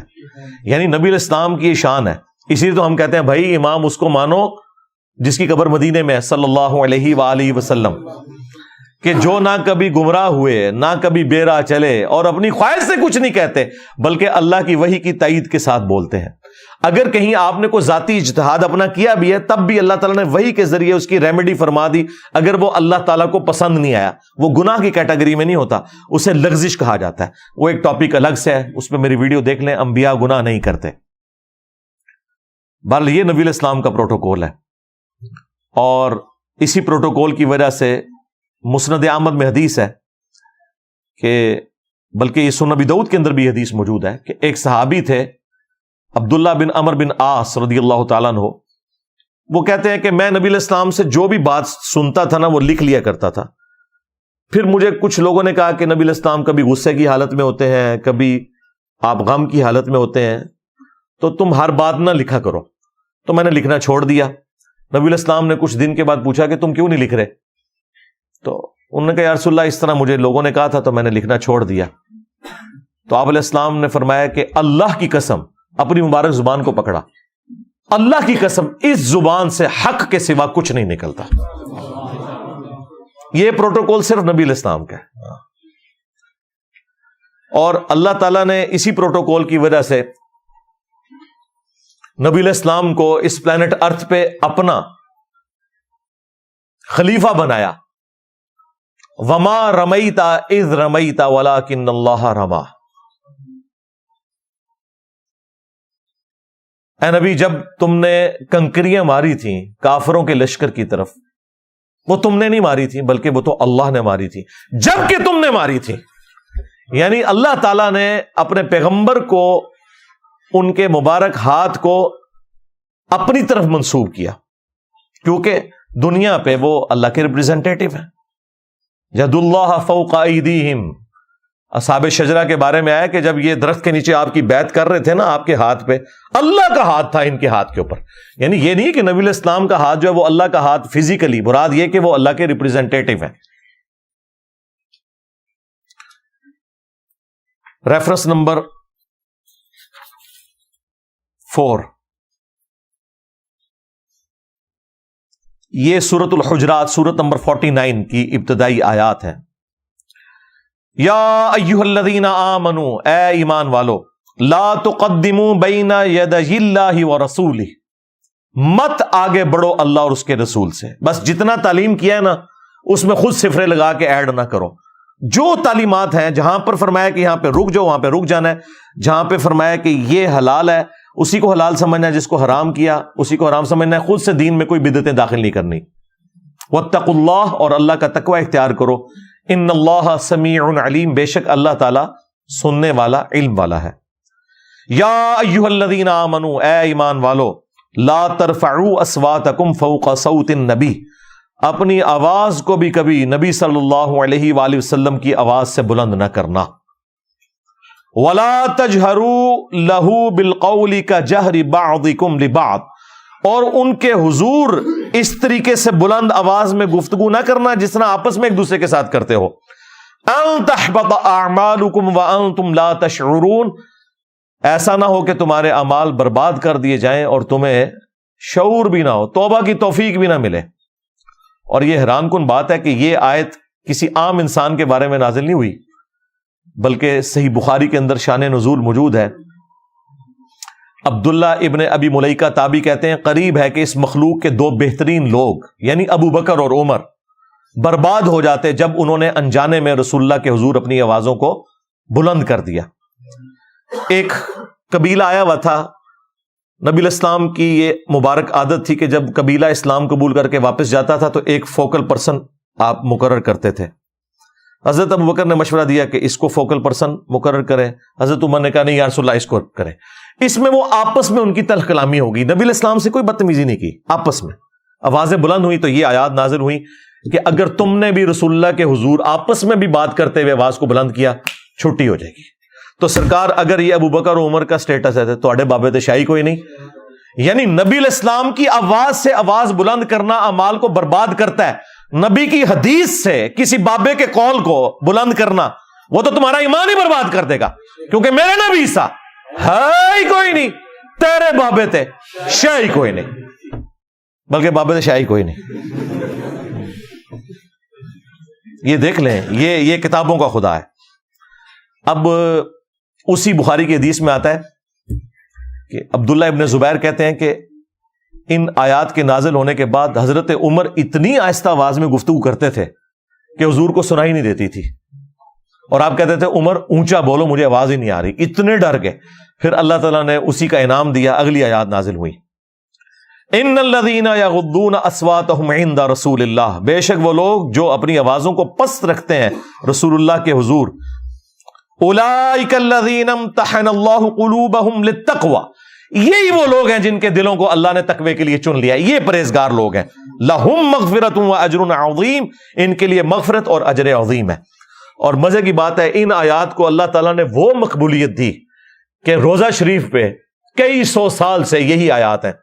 ایگزیکٹلی روزہ شریف کی جو جالی ہے, جو سینٹرل جالی ہے, 3 پورشن میں بنی ہوئی ہے. سینٹرل جو جالی ہے جس میں وہ دائرے کے نشان ہے, ایک بڑے دائرے کا نشان ہے, اس کے پیچھے نبی الاسلام کی قبر مبارک, آپ کا چہرہ مبارک ہے پیچھے کر کے, اس کے بعد سیدنا ابو بکر سیدنا عمر. اس جالی کے اوپر یہی لکھا ہوا ہے یا ایھا الذین آمنوا لا ترفعوا اصواتکم فوق صوت النبی. اور جو اس طرف جالی ہے باب السلام کی طرف سے جب آپ انٹر ہوتے ہیں, وہ بھی گولڈن جالی ہیں, ان کے اوپر یہ آیت لکھی ہوئی ہے ان الذین یغضون اصواتهم عند رسول اللہ. اور جو باب جبریل کی طرف تیسری جالیاں آتی ہیں جب آپ سلام عرض کر کے آگے چلتے ہیں تو ان کے اوپر پھر وہ آیت لکھی ہے ما کان محمد ابا احد من رجالکم ولکن رسول اللہ وخاتم النبیین. تو میرے بھائی یہ بڑا سینسٹیو ایشو ہے. یہاں تو لوگ کہتے ہیں جی خیر ہے حدیث, بلکہ وہ تو ایک مفتی کہتا ہے جی یہ ہمیں بار بار نہ بتایا کرو حدیث میں آیا ہے, حدیث میں آیا کہ دسیے تنو فتاوی عالمگیری چ آیا ہے, قدوری شریف ہی آیا ہے کہ کتے نال منہ کالا کر لو تے کھوتے نال منہ کالا کر لو تے اے ہوندا ہے, اے دسیے تنو ہمیں نہ حدیثیں سنایا کرو. سورۃ النساء کی آیت نمبر 65 میں اللہ تعالیٰ نے فرمایا ہے کہ اے نبی تیرے رب ہونے کی قسم یہ مومن ہی نہیں ہو سکتے جب تک کہ ہر معاملے میں آپ کو اپنا حاکم نہ مان لیں, اور جب آپ فیصلہ کر دیں تو اپنے دل میں بھی اس کے بارے میں کوئی کجی محسوس نہ کریں, تب یہ مومن ہوں گے. اب ان کو نہیں ہضم ہوتا, یعنی نبی الاسلام کی ہم حدیث بتاتے ہیں ان کو فوراً خیال آتا ہے کہ اچھا یہ اگر حدیث میں لکھا ہوا ہے تو بابا جی انہوں نے سی پتا, وہ پھر ہے کیوں کر کے گئے, وہ تھوڑے بابے تھے کلمے پڑھا کے گئے جی اپنے نامہ دے, चिश्ती रसूलुल्लाह पार्टी, अशरफ थानवी रसूलुल्लाह पार्टी, जिनको कलमे समझ नहीं आए हैं, उनको अगर कुरान और हदीस समझ नहीं आए तो वो छोटी बात है, इतनी काफी है। रेफरेंस नंबर 5, सूरह अल इमरान सूरत नंबर 3 की मशहूर आयत। ये मिलाद के जलसों में आपको अक्सर सुनने को मिलती है, लेकिन क्लास की आयत है, कमाल आयत है। कुल इन कुंतुम तुहिब्बून अल्लाह फत्तबिऊनी युहिब्बुकुमुल्लाह। ऐ नबी, इनसे फरमा दो कि अगर तुम अल्लाह से मोहब्बत का दावा रखते हो, फिर मेरी यानी नबी की इत्तबा करनी होगी। इताअत नहीं, सिर्फ इत्तबा। इत्तबा कहते हैं दिल के साथ किसी की बात को मानना। एक तो है ना कि मान लेना हुक्म है, मजबूरी है, अंदर से मानना मोहब्बत रखते हुए उस शख्सियत के साथ, इसे कहते हैं इत्तबा। युहिब्बुकुमुल्लाह, और अगर ऐसा करोगे फिर अल्लाह तुमसे मोहब्बत करेगा। असल चीज तो यह है, तुम तो वैसे ही दावा करते रहो, वन वे ट्रैफिक चढ़ाते रहो अपने इश्क मोहब्बत की। अगर अल्लाह की मोहब्बत तुम्हें चाहिए ना, फिर नबी की इत्तबा करनी होगी। वयगफिर लकुम ज़ुनूबकुम, फिर वो तुम्हें मुआफ भी कर देगा, तुम्हारे गुनाहों को बख्श भी देगा। वल्लाहु गफूरुर रहीम, और अल्लाह ताला बख्शने वाला, रहम फरमाने वाला है। कुल अतीउल्लाह वर रसूल, ए नबी इनसे फरमाओ इताअत करो, हुक्म मानो अल्लाह का और उसके रसूल का। फ़इन तवल्लऊ, और अगर ये रूगर्दानी करें, फ़इन्नल्लाह ला युहिब्बुल काफिरीन, तो अल्लाह ताला को काफिरों से कोई मोहब्बत नहीं, सीधा काफिर। लेकिन पाकिस्तान के शनाख्ती कार्ड में मुसलमान ही, बेफिक्र हो, कोई मसला नहीं। हाँ, अल्लाह के नजदीक काफिर ना, इतने मुसलमान हो, जनाजा भी पढ़ांगे, हाँ इंशाअल्लाह ताला, कब्र भी बनावांगे, सब कुछ करांगे। हाँ, अल्लाह के हुजूर अगर नाफरमानी के साथ मौत आई है तो अल्लाह के हुजूर तो फिर यही है। और इसी को स्पोर्टिव सूरह निसा में वो आयत है, मैं युतीर रसूला फकद अता अल्लाह, जिसने रसूल का हुक्म माना उसने अल्लाह का हुक्म माना। कहते हैं जी कुरान काफी है, सुन्नत का कहां लिखा हुआ है? जी सुन्नत का लिखा हुआ है ना, जिसने रसूल का हुक्म माना उसने अल्लाह का हुक्म माना। सुन्नत को मानना कुरान ही को मानना है, कुरान ही ने हमारी रहनुमाई की है सुन्नत की तरफ, और सुन्नत ही का रिटन रिकॉर्ड है अहादीस की शक्ल में। रेफरेंस नंबर 6, ये मैंने तरतीब बड़ी इंटेलेक्चुअल रखी है, ये नहीं है कि मैंने एम रैंडमली दर्जनों आयात में से ये 12 मैंने सेलेक्ट की, उनको भी फिर मैंने कई घंटे लगा के एक इंटेलेक्चुअल तरतीब बने ताकि मुकदमा पहुंचे रबीउल अव्वल शरीफ के इस महीने में कि हमारे नबी इस्लाम की बेइज्जत का मकसद क्या है। सूरतुल अहज़ाब की आयत नंबर 45 और 46, सूरत नंबर 33, या अय्युहन नबिय्यु इन्ना अरसलनाका शाहिदन व मुबश्शिरन व नज़ीरा। ए नबी सल्लल्लाहु अलैहि वसल्लम, आला हज़रत ने इसका तर्जुमा किया है ए गैब की खबरें बताने वाले। बिल्कुल सही तर्जुमा है, नबी होता ही वो है जिसके पास गैब की खबर आती है अल्लाह की तरफ से। हमारा झगड़ा यह है कि ये कोई कॉम्पिटेंसी नहीं जो नबी हासिल करते हैं, बल्कि अल्लाह वही के जरिए बताता है। वमा कान अल्लाहु लियुतलिअकुम अलल गैब, अल्लाह की ये शान नहीं कि हर एक को गैब पर इतला दे। वलाकिन्नल्लाह यजतबी मिन रुसुलिही मन यशा, बल्कि अल्लाह अपने रसूलों में से जिसे चाहता है उसे गैब की खबर देता है। आप उसे गैब की खबर कह लें, उसे इल्म गैब कह लें, ये सारी टर्मिनोलॉजीज दुरुस्त हैं, लेकिन अल्लाह के बताने पर है। ऐ नबी सल्लल्लाहु अलैहि वसल्लम, बेशक हमने आपको भेजा गवाह बनाकर और खुशखबरी देने वाला और डर सुनाने वाला। खुशखबरी अहले ईमान को जन्नत की, और डर जो है वो फासिकीन को जहन्नम का, और शाहिद गवाह। अच्छा, अभी इधर आला हज़रत ने तर्जुमा किया है शाहिद का हाज़िर व नाज़िर, लेकिन आला हज़रत की डंडी आगे जाके पकड़ी जाएगी। सूरतुल बकरा में भी यही लफ्ज आया, सूरतुल हज में आया, वहां पे था कि ये नबी इस उम्मत के ऊपर शाहिद हैं और ये उम्मत अगली उम्मतों पर शाहिद है। तो वहां तर्जुमा आला हज़रत का क्या बनना था? ये नबी इस उम्मत के ऊपर हाज़िर नाज़िर है और पूरी उम्मत सारी इंसानियत के ऊपर जो पहले भी गुजर चुकी हाज़िर नाज़िर है। ओथे आला हज़रत गवाह तर्जुमा किया। गवाह यानी कि अल्लाह के लिए गवाही लेकर खड़े हुए हैं, जो मौलाना मदूदी ने किताब भी लिखी है शहादत अलन नास। ये पूरी उम्मत भी गवाह है, यानी अल्लाह के हक में गवाही देते हुए खड़ी होगी है पूरी इंसानियत तक तौहीद का पैगाम पहुंचाने के लिए। तो नबी इस्लाम भी शहादत अलन नास करने हैं। वो सहाबा कराम के ऊपर गवाह थे, अपने जमाने के लोगों के ऊपर गवाह थे, और फिर हज्जतुल वदा के मौका पर नबी इस्लाम ने उम्मत को यह काम ट्रांसफर किया। अब ये उम्मत भी गवाह है बाकी सारी उम्मत के ऊपर। اور اگلی امتوں پر گواہ ہے کہ ان کے انبیاء کرام نے ان تک بات صحیح پہنچائی تھی. وہ صحیح بخاری میں آتا ہے قوم نوح انکار کر دے گی کہ ہمارے پیغمبر نے کوئی بات ہی ہم تک نہیں پہنچائی, تو پھر امت محمدیہ گواہی دے گی, اور وہ گواہی کس بنیاد پہ دے رہی ہوگی؟ قرآن کی بنیاد پہ. یہ سورۃ البقرہ کی آیت نمبر 143 کے کانٹیکسٹ میں بخاری میں حدیث موجود ہے. تو اے نبی آپ گواہ ہیں, اللہ کے لیے کھڑے ہوئے ہیں, خوشخبری دینے والے, ڈر سنانے والے, وَدَاعِيًا إِلَى اللَّهِ, اور دائی ہیں, بلانے والے ہیں اللہ کی طرف, بِإِذْنِهِ, اس کے اذن کے ساتھ, وَسِرَاجًا مُنِيرًا, اور آپ ایسے سورج ہیں جو چمکا کے رکھ دیتے ہیں باقیوں کو بھی. یعنی جو بھی رسول اللہ کے ساتھ اٹیچ ہو جائے گا دنیا اور آخرت میں کامیابی اس کا مقدر ہوگی. تو نبی علیہ السلام نور ہدایت ہیں. اس آیت کے تحت ہمیں یہ بات پتہ چلی کہ نبی علیہ السلام سراجم منیرہ ہیں, ایسے نور ہیں جو باقیوں کو بھی نور بنا دیتا ہے. یہ ہدایت کے نور کی بات ہو رہی ہے. سورۃ المائدہ میں بھی ہے نا, قد جاءکم من اللہ نور و کتاب مبین, بے شک تمہارے پاس اللہ کی طرف سے ایک نور آیا اور ایک کتاب. وہاں نور سے مراد اہل سنت کے جو سب سے پہلے مفسر ہیں جنہوں نے تفسیر لکھی, تفسیر تبری ابن جریر تبری کی, اسی سے حافظ ابن کثیر نے سارا چھاپا انہی سے مارا ہوا ہے. اصل میں تفسیر پہلی وہ لکھی گئی تھی. انہوں نے اس آیت کے کانٹیکسٹ میں لکھا یہاں نور سے مراد نبی صلی اللہ علیہ وآلہ وسلم کی ذات ہے. لیکن یہ نور ہدایت جو مسند احمد میں حدیث ہے, میں اللہ کے ہاں اس وقت بھی خاتم النبیین لکھا ہوا تھا جب آدم علیہ السلام ابھی مٹی اور پانی کے درمیان تھے. اس وقت بھی میں دعائے ابراہیم ہوں, میں عیسیٰ کی بشارت ہوں, میں اپنی ماں کا وہ خواب ہوں جو انہوں نے پیدائش کے وقت دیکھا کہ ان کے لیے ایک نور ظاہر ہوا جس سے شام کے محلات بھی روشن ہو گئے. یعنی نبی علیہ السلام کی والدہ سیدہ آمنہ سلام اللہ علیہا کو یہ خواب دکھایا گیا تھا کہ آپ سے جو بچہ پیدا ہوگا بالآخر اس کی حکومت رومن امپائر کو بھی سپر سیڈ کر جائے گی. تو نبی علیہ السلام نور ہدایت ہے. نبی علیہ السلام تو بہت بڑی ہستی, خلفائے راشدین, اہل البیت, صحیح بخاری, صحیح مسلم, یہ سب کے سب نور ہدایت ہیں الحمدللہ. تو یہ ثبوت ہے اس بات کا کہ نبی صلی اللہ علیہ وآلہ وسلم کو ہم نور کہتے ہیں ہدایت کے طور پر, یہ آپ کی کوالٹی کے طور پر. ریفرنس نمبر 7 سورہ سبا سورت نمبر 34 کی آیت نمبر 28, وما ارسلناک الا کافۃ للناس بشیرا ونذیرا, اے نبی ہم نے آپ کو پوری انسانیت کے لیے خوشخبری دینے والا اور ڈر سنانے والا بنا کر بھیجا. وَلَٰكِنَّ أَكْثَرَ النَّاسِ لَا يَعْلَمُونَ, لیکن اکثر لوگ اس حقیقت کو نہیں جانتے. یہ نبی علیہ السلام کی بہت بڑی خوبی ہے.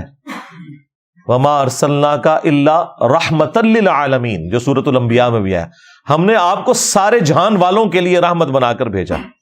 تمام جہانوں کے لیے رحمت بنا کے بھیجا, یہ بھی ترجمہ عربی میں درست ہے, اور تمام جہان والوں کے لیے یہ بھی درست ہے. تمام جہانوں سے مراد کیا؟ یعنی یہ انسانوں کا ایک جہان ہے, درختوں کا ایک جہان ہے, جانوروں کا ایک جہان ہے, پرندوں کا ایک جہان ہے, یعنی ان کی جو اپنی ایک جو کلوز انوائرمنٹ میں جو وہ رہتے ہیں, یہ سب کے سب جہان ہے. ان تمام کے لیے رحمت ہے نبی صلی اللہ علیہ وآلہ وسلم کی مبارک ذات. تو یہاں پر ہے کہ پوری انسانیت کے لیے آپ پیغمبر بنا کے بھیجے گئے ہیں, اور یہ آپ کی وہ خوبی ہے جو کسی اور پیغمبر کے پاس نہیں ہے. بخاری اور مسلم دونوں میں حدیث ہے, اللہ تعالیٰ نے مجھے 5 ایسی خوبیاں دیں جو کسی پیغمبر کو نہیں دی. ان میں سے پہلی خوبی یہ کہ پوری زمین میرے لیے مسجد بنا دی گئی, سجدہ گاہ, میرے امتی جہاں چاہے نماز ادا کر سکتے ہیں.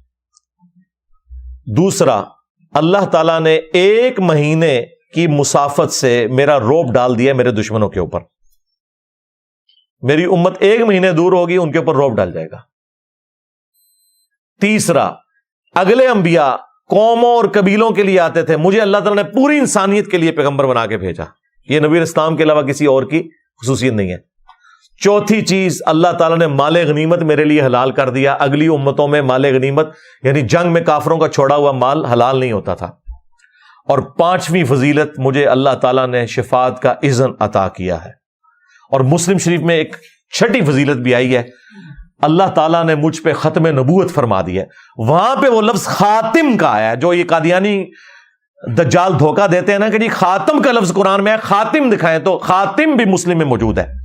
نبی علیہ السلام نبوت کی مہر بھی ہے, سیل آف دا پروفٹ بھی ہیں, سٹیمپ آف دا پروفٹ بھی ہیں, اور رسولوں کے سلسلے کو ختم فرمانے والے بھی ہیں. اس کے لیے آپ میری ایک تفصیلی ویڈیو دیکھ لیں, قادیانیوں کو مسلمان بنانے والی ویڈیو، اس میں نے تفصیل کے ساتھ بیان کیا۔ ریفرنس نمبر 8 سورہ التوبہ سورت نمبر 9 کی آیت نمبر ہے 33، یہ سورہ صف میں بھی آئی ہے۔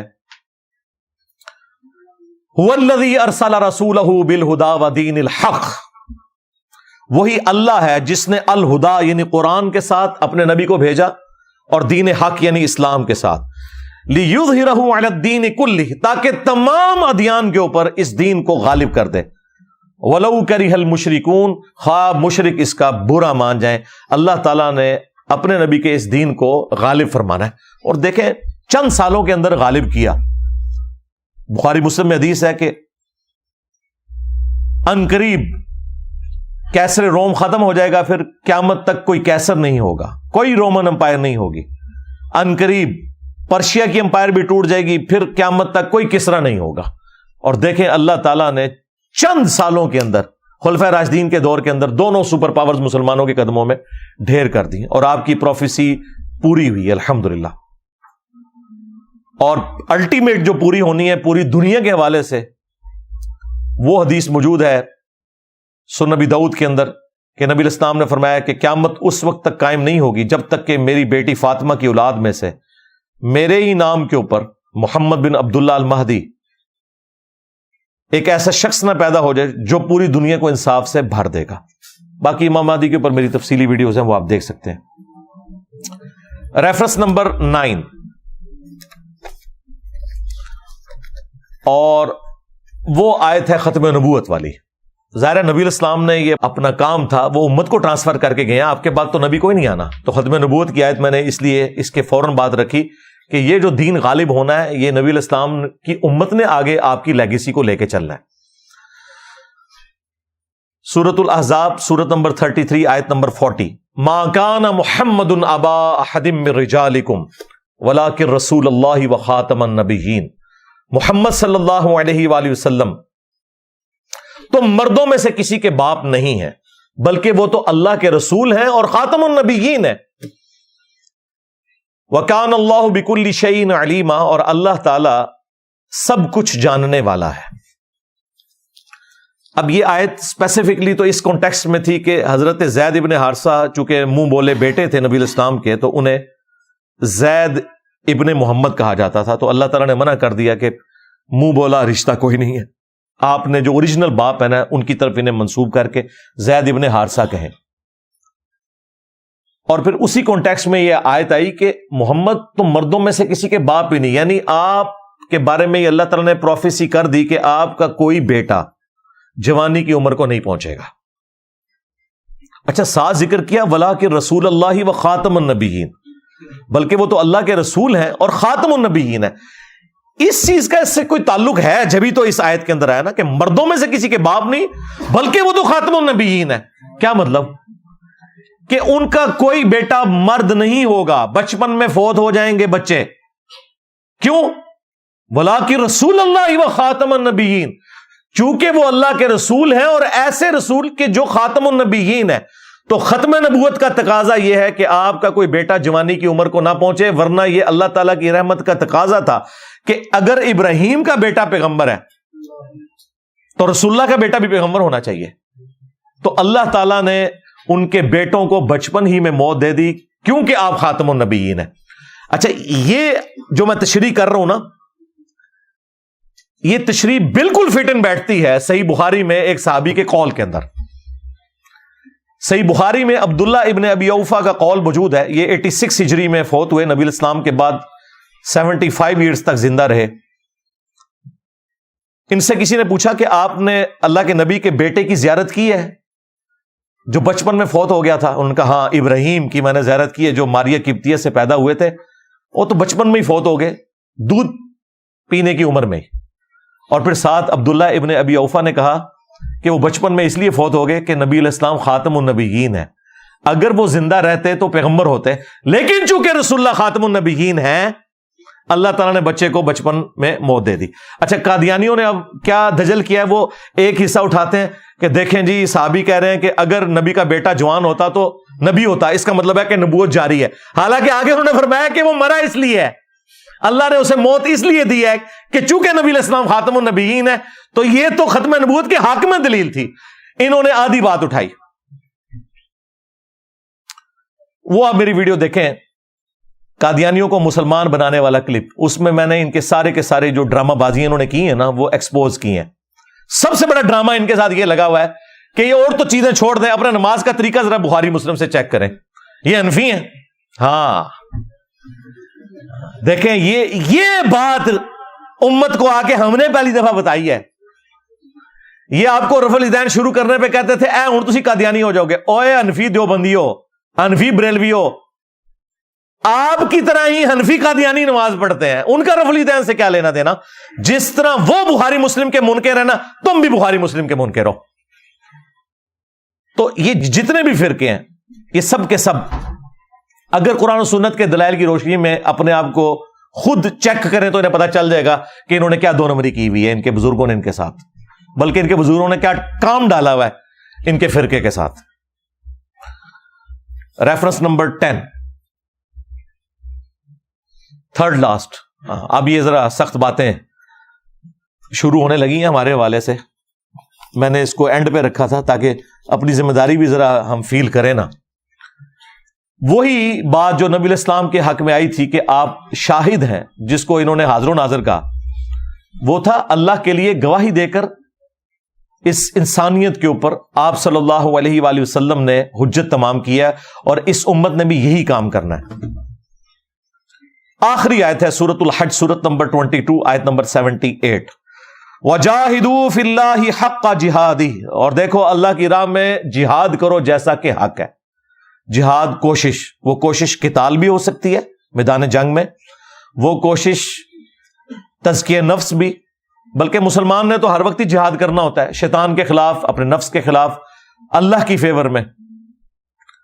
هُوَ اجْتَبَاكُمْ، اس نے تمہیں چن لیا ہے اے امت محمدیہ صلی اللہ علیہ وآلہ وسلم۔ وَمَا جَعَلَ عَلَيْكُمْ فِي الدِّينِ مِنْ حَرَجٍ، اور تمہارے دین میں کوئی تنگی نہیں رکھی کسی بھی حوالے سے، یہ بالکل نیچر کے اوپر دین ہے۔ ملت ابیکم ابراہیم، پیروی کرو اس دین کی جو تمہارے باپ ابراہیم کی ملت ہے۔ ہوا سماکم المسلمین، جنہوں نے تمہارا نام مسلم رکھا تھا، من قبل وفی ھذا، اس قرآن کے نزول سے پہلے اور اس کتاب میں اللہ نے بھی تمہارا نام مسلم رکھ دیا۔ کس لیے؟ لیکون الرسول شہیدا علیکم، تاکہ یہ رسول تم پر گواہ ہو۔ یہاں پہ اعلیٰ حضرت نے ترجمہ حاضر و ناظر نہیں کیا، گواہ کر دیا، کیونکہ آگے امت کو بھی حاضر و ناظر ماننا پڑنا تھا۔ وَتَكُونُوا شُهَدَاءَ عَلَى النَّاسِ، اور تم لوگوں پر اللہ کے لیے گواہی دیتے ہوئے کھڑے ہو جاؤ، اور تم لوگوں پر حاضر و ناظر۔ ہاں، اسی میں کہتا ہوں ترجمہ آپ کسی کا بھی پڑھ لیں، ڈنڈی جہاں اس نے ماری ہے وہ پکڑی جائے گی، خود اپنے ترجمے میں اس کی ڈنڈی پکڑی جائے گی۔ فَأَقِيمُوا الصَّلَاةَ، پس نماز کو قائم رکھو، وَآتُوا الزَّكَاةَ، اور زکات دو، وَاعْتَصِمُوا بِاللَّهِ، اور اللہ کے ساتھ چمٹ جاؤ۔ اللہ کے ساتھ چمٹنا کیا ہے؟ قرآن کے ساتھ، نبی علیہ السلام کے ساتھ چمٹنا، اللہ کی رسی۔ وَاعْتَصِمُوا بِحَبْلِ اللَّهِ جَمِيعًا وَلَا تَفَرَّقُوا، سب کے سب مل کر اللہ کی رسی کو مضبوطی سے پکڑ لو اور فرقوں میں مت بٹو۔ نبی علیہ السلام نے قرآن کو اللہ کی رسی کہا ہے۔ غدیر خم کی حدیث، قرآن اور اہل بیت والی، مسلم شریف میں جو اوپر تلے 4 حدیث ہیں، اس میں قرآن کو اللہ کی رسی کہا گیا۔ اس میں ہدایت ہے، اس میں نور ہے، تم اللہ کی کتاب کو پکڑو، اس سے تعلق اپنا مضبوط کرو۔ اللہ کی کتاب اللہ کی رسی ہے، جو اسے پکڑے گا ہدایت پر ہوگا، جو چھوڑ دے گا گمراہ ہو جائے گا۔ اور پھر نبی علیہ السلام نے فرمایا دوسری بھاری چیز میرے اہل البیت ہیں، میں ان کے معاملے میں تمہیں اللہ کا خوف دلاتا ہوں۔ تو یہاں پر اللہ تعالیٰ نے کہا کہ اپنا تعلق اپنے رب کے ساتھ، قرآن و سنت کے ساتھ مضبوط کرو۔ ہوا مولاکم، وہی تمہارا پش پناہ ہے، تمہارا مولا ہے۔ فنعم المولا ونعم النصیر، تو کیا ہی اچھا مولا ہے اور کیا ہی اچھا وہ مددگار ہے۔ اللہ سے بڑھ کے کون ہو سکتا ہے؟ تو یہاں پہ آپ کا نام مسلم بتایا گیا ہے، بریلوی دیوبندی اہل حدیث شیعہ نہیں بتایا گیا، حنفی شافعی مالکی نہیں۔ وہ کہتے ہیں نہیں جی مسلمان ہی ہے نا سرکار، آپ کسی بھی بریلوی دیوبندی اہل حدیث شیعہ کی مسجد میں جائیں اور وہ آپ سے پوچھے کہ آپ کون ہیں اور آپ جواب میں کہیں کہ میں مسلم ہوں، تو وہ آگے سے آپ کو لازماً کہے گا میں کافر ہوں۔ یہ وہ جو چڑ جاتا ہے، یہی اشارہ ہے کہ یہ مسلم نام سے چڑھتے ہیں. اچھا اگر کافر نہیں ہو تو کسی مسجد میں مسلم کیوں نہیں لکھتے ہو؟ اپنے تو سارے بابے سال لگائے ہوئے ہیں، حنفی، دیوبندی. ہاں، اہل سنت والجماعت حنفی دیوبندی، اہل سنت والجماعت حنفی بریلوی، بلکہ وہ ول وہ لکھتے ہیں اور یہ واؤ کے ساتھ لکھتے ہیں. وہ کہتے ہیں انہوں نے ول پہ ہے. جو بندیاں ول پہ آ جائے تو بغیر ول والا جڑا جی نا وہ بریلوی لکھتے جے. مسلم کیوں نہیں لکھتے؟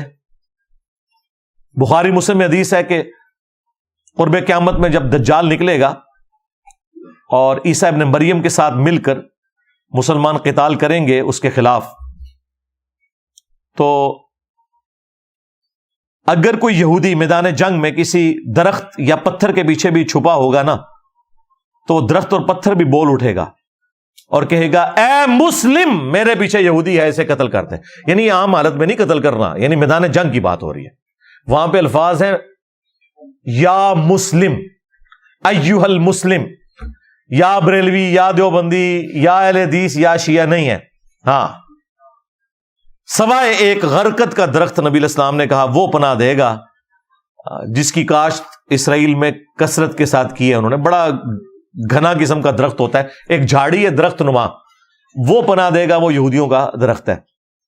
تو بس اس وقت کا انتظار کریں، اور اس وقت اگر آپ کو مسلم کی صدا آئی اور آپ نے پیچھے مڑ کے نہ دیکھا، یہ سمجھتے ہوئے کہ کوئی انجینئر صاحب کا اسٹوڈنٹ ہی نہ پکار رہا ہو، تو بدبختی کی موت ہی مر جائیں گے. آج سے ہی تیاری شروع کر دیں. ریفرنس نمبر 11 سورہ التوبہ، سورت نمبر 9 کی آیت نمبر 24. یہ تو ہمارے استاد ڈاکٹر اسرار صاحب جس طریقے سے بیان کرتے تھے وہ ان کا خاصہ تھا. وہ ڈاکٹر اسرار صاحب تو قرآن پھر اس طرح بیان کرتے تھے جس طرح قرآن نازل ہوا ہے. قرآن اس طرح نہیں نازل ہوا جس طرح طارق جمیل صاحب یا غامدی صاحب بولتے ہیں. قرآن اس طرح نازل ہوا ہے جس طرح ڈاکٹر اسرار صاحب بیان کرتے ہیں. اور نبی علیہ السلام بھی اسی طرح بیان کرتے تھے. صحیح مسلم میں حدیث ہے کہ جب نبی صلی اللہ علیہ وآلہ وسلم ممبر پر چڑھتے تو آپ کی آنکھیں سرخ ہو جاتی، آواز بلند ہو جاتی، غصے میں اضافہ ہو جاتا، جیسا کہ کوئی جرنیل اپنی فوج کو تیار کر رہا ہو. تو یہ آنکھیں سرخ ہونا، آواز کا بلند ہونا اور غصے میں اضافہ ہونا ایگریسو سٹائل میں، یہ چیز تھی جس نے صحابہ کرام میں بجلی بھری تھی. اور یہ آیت تو پھر وہ ڈاکٹر سار صاحب جس طریقے سے بیان کرتے تھے. آیت نمبر 12 24 نمبر سورہ التوبہ آیت نمبر 24. قل ان کان آباؤکم، اے نبی ان سے کھول کر یہ بات ارشاد فرما دو کہ اگر تمہارے باپ و ابناؤکم، اور تمہارے بیٹے یعنی تمہاری اولاد، و اخوانکم، اور تمہارے بھائی، و ازواجکم، اور تمہاری عورتیں، و عشیرتکم، اور تمہارا سارے کا سارا کنبہ، و اموال اقترفتموہا، اور تمہارے کمائی کے مال، و تجارت تخشون کسادہا، اور وہ تجارت جس کے ماند پڑ جانے کا ہر وقت تمہیں خدشہ لگا رہتا ہے، وَمَسَاكِنُ تَرْضَوْنَهَا، اور وہ گھر جو تمہارے پسندیدہ ہیں. یہ 8 چیزیں گنوائی ہیں دنیا کی. اگر ان 8 چیزوں کی محبت، احب الیکم، اگر یہ چیزیں تمہیں زیادہ محبوب ہو جائیں، من اللہ ورسولہ وجہاد فی سبیلہ، اللہ سے اور اس کے رسول سے اور اللہ کی راہ میں جہاد کرنے سے، فتربصوا، تو پھر انتظار کرنا، حتی یأتی اللہ بامرہ، یہاں تک کہ اللہ تعالیٰ کا حکم عذاب تم پر آ پہنچے. واللہ لا یہدی القوم الفاسقین، اور اللہ تعالیٰ فاسق لوگوں کو ہدایت نہیں دیتا.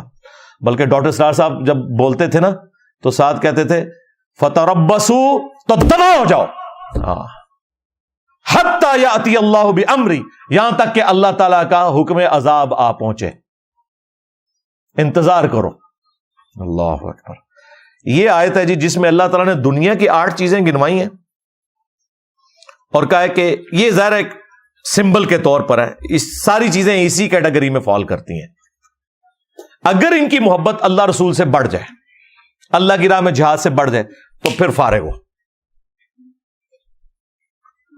سورہ الاحزاب کے سٹارٹ میں اللہ تعالیٰ نے فرمایا النبی اولا بالمؤمنین من انفسہم وازواجہ امہاتہم, نبی مومنین کی جانوں سے بڑھ کر ان پر حق رکھتے ہیں, اور نبی کی بیویاں امت کی مائیں. یعنی ہماری جان سے بھی بڑھ کر ہم پر جس کا حق ہے نا, وہ شخصیت ہے جس کی قبر مدینے میں ہے, جو ہمارے روحانی باپ ہیں, کیونکہ ان کی بیویاں امت کی مائیں ہیں.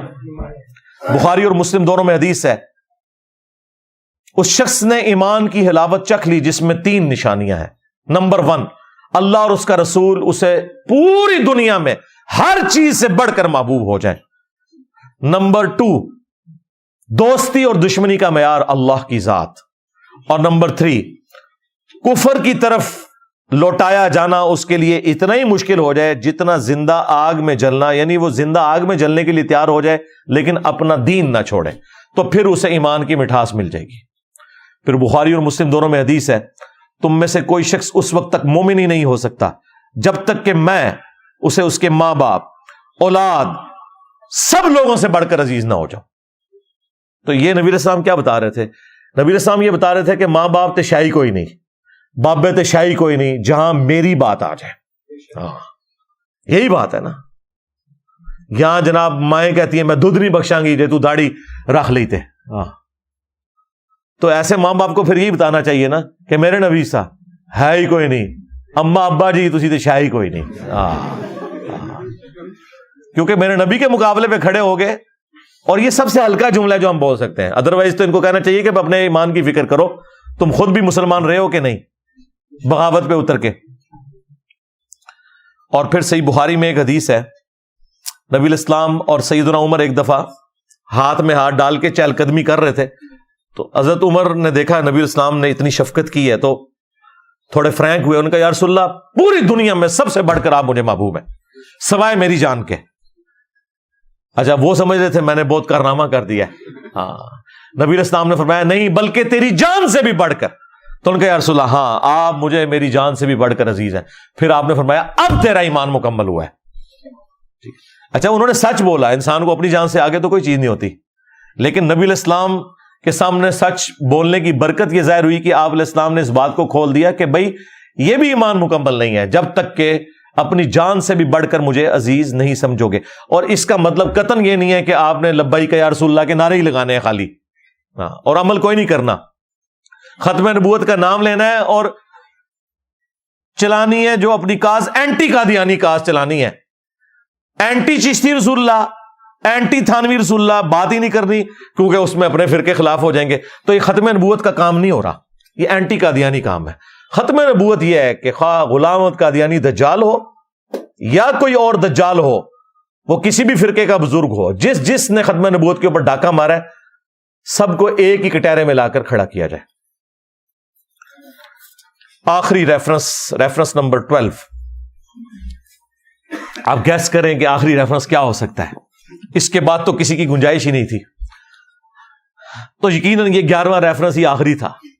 یہ جو 12واں ریفرنس ہے, جو اللہ کے محبوب علیہ السلام کا احسان ہے اس امت کے اوپر, اس کے کانٹیکسٹ میں اللہ تعالیٰ نے امت کے اوپر ایک چیز فرض کر دی ہے.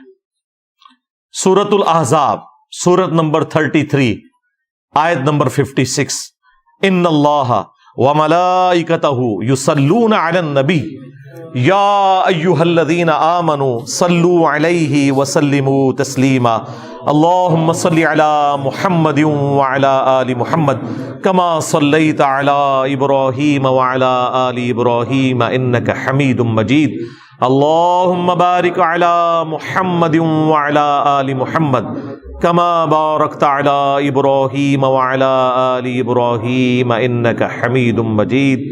السلام علیکہ ایھا النبی ورحمۃ اللہ وبرکاتہ. یہ آیت جب نازل ہوئی تو صحابہ کرام نے کہا یا رسول اللہ آپ نے ہمیں سلام تو سکھا دیا ہے, السلام علیکہ ایھا النبی, ہم آپ پہ درود کیسے پڑھیں؟ اور بخاری کے تو الفاظ ہیں ہم آپ اور آپ کے اہل البیت پر کیسے درود پڑھیں. تو پھر نبی علیہ السلام نے یہ درود ابراہیمی تعلیم فرمایا. اس کا جو پہلا حصہ ہے یہ بھی پرفیکٹ ہے, اللہم صلی علی محمد وعلی آل محمد.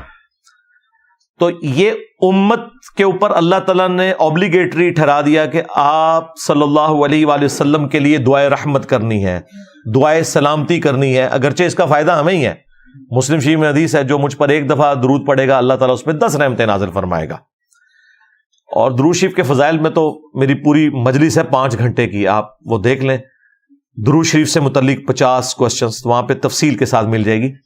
بہرحال اس آیت میں امت کو یہ تعلیم کیا گیا ہے کہ جس نبی کا یہ آپ پر احسان ہے، جس نبی کو اللہ تعالیٰ نے ذریعہ بنایا آپ کی ہدایت کا، آپ نے ان کے لیے دعا کرنی ہے۔ اس لیے ہم دیکھیں ہماری نماز اسی چیز کے ساتھ جڑی ہوئی ہے، ہم نماز میں بھی درود شریف پڑھتے ہیں، آگے پیچھے بھی، مسجد میں جاتے وقت بھی درود شریف ہے، اور درود شریف کو اپنا حرز جاں بنانا ایک مومن کی نشانی ہے، الحمدللہ۔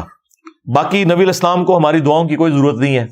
وَرَفَعْنَا لَكَ ذِكْرَكَ، اے نبی ہم نے آپ کے لیے آپ کے ذکر کو بلند کر دیا ہے۔ دنیا میں جہاں کہیں بھی اللہ کا نام لیا جاتا ہے، اذان کے اندر یا نماز میں، تو ساتھ رسول اللہ کا بھی نام مبارک ذکر ہوتا ہے۔ اشہد ان لا الہ الا اللہ تو اشہد ان محمد رسول اللہ، یہ ساتھ ہی ذکر ہوتا ہے۔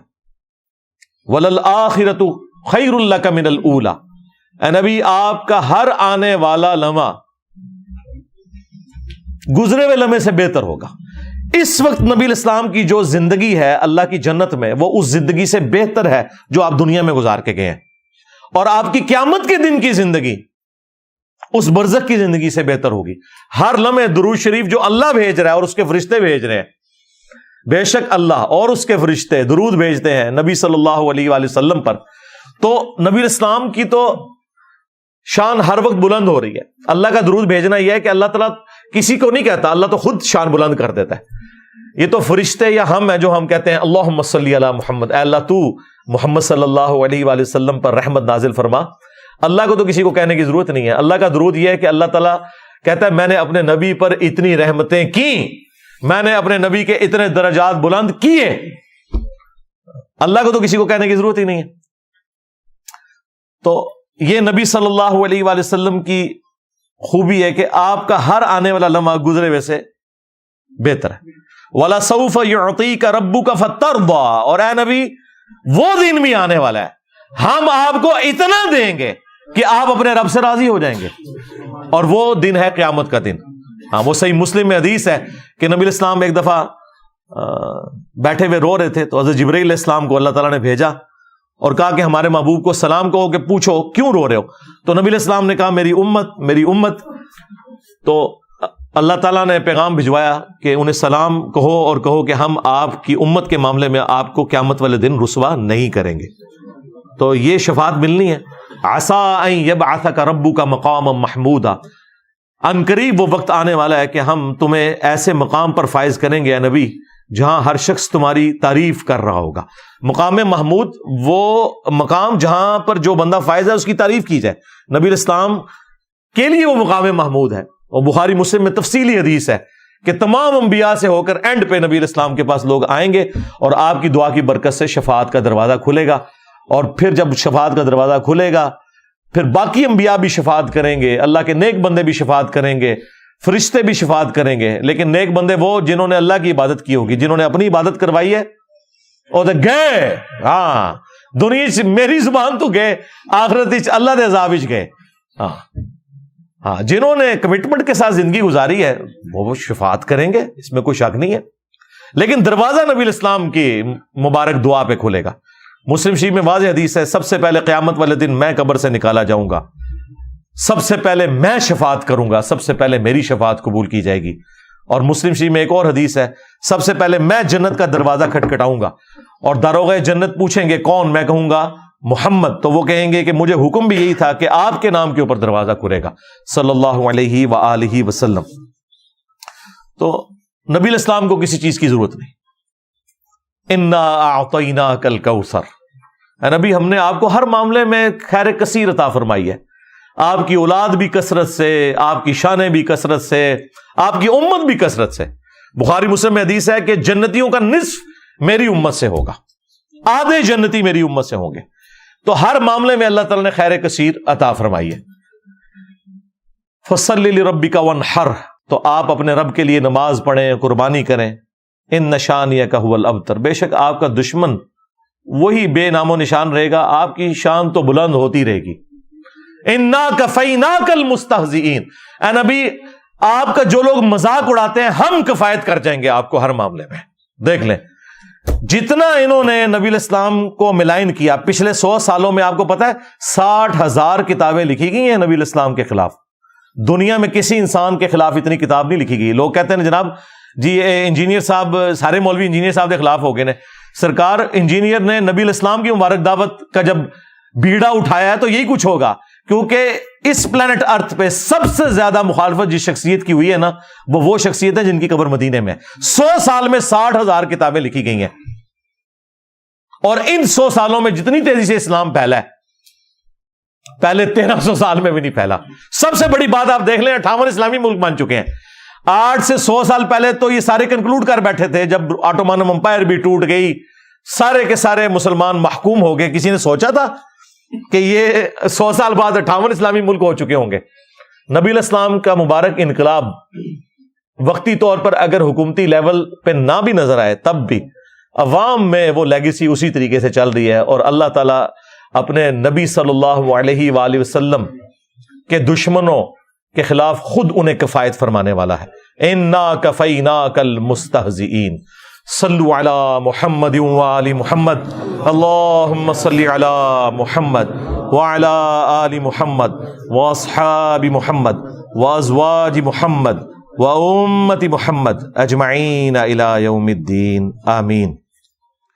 اللہم انی اسألک بانک انت اللہ لا الہ الا انت الاحد الصمد الذی لم یلد ولم یولد ولم یکن لہ کفوا احد وَإِلَٰهُكُمْ إِلَٰهٌ وَاحِدٌ لَا إِلَٰهَ إِلَّا هُوَ الرَّحْمَٰنُ الرَّحِيمُ. الف لام میم. اللہ لا الہ الا هو الحی القیوم. اللہم صلی علی محمد وعلی آل محمد. اللہم ربنا آتنا فی الدنیا حسنہ وفی الآخرۃ حسنۃ وقنا عذاب النار. ربنا آتنا من لدنک رحمہ وَهَيِّئْ لَنَا مِنْ أَمْرِنَا رَشَدًا. لَا إِلَٰهَ إِلَّا أَنْتَ سُبْحَانَكَ إِنِّي كُنْتُ مِنَ الظَّالِمِينَ.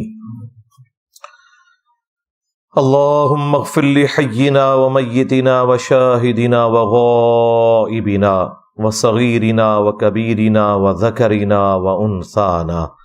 اللهم من أحييته منا فأحيه على الإسلام ومن توفیتہ منا فتوفہ علی الایمان. اے اللہ جن جن بھلائیوں کا سوال تیرے محبوب صلی اللہ علیہ وآلہ وسلم نے تجھ سے کیا، ہمارے حق میں، ہمارے ماں باپ کے حق میں، ہمارے بیوی بچوں کے حق میں، پوری امت کے حق میں قبول و منظور فرما. جن جن چیزوں کے شر سے تیرے محبوب صلی اللہ علیہ وآلہ وسلم نے تیری پناہ طلب کی، تمام مسلمانوں کو ان چیزوں کے شر سے اپنی پناہ عطا فرما. خصوص بالخصوص اے اللہ انڈیا میں، کشمیر میں، چائنا میں، فلسطین میں، یمن میں، عراق میں، شام میں، افغانستان میں، پاکستان میں، جہاں کئی مسلمان کس پرسی کی زندگی گزار رہے ہیں، غیب سے ان کی عزت، آبرو، جان و مال کی حفاظت فرما. اے اللہ حاضرین کے دلوں میں جو جو نیک اور جائز دعائیں ہیں قبول فرما. حاضرین کے جو چھوٹے بڑے رشتہ دار فوت ہو چکے مغفرت فرما، جو بیمار ہیں انہیں شفا عطا فرما. یہ تمام دعائیں تمام مسلمانوں کے حق میں قبول و منظور فرما. اے اللہ ہمارے ملک پاکستان کی خیر فرما، پورے عالم اسلام کی خیر فرما، اندرونی اور بیرونی خطرات سے محفوظ فرما. سبحان ربک رب العزت عما یصفون وسلام علی المرسلین والحمد للہ رب العالمین. وصلی اللہ علی النبی الکریم وعلی آلہ واصحابہ اجمعین الی یوم الدین، آمین.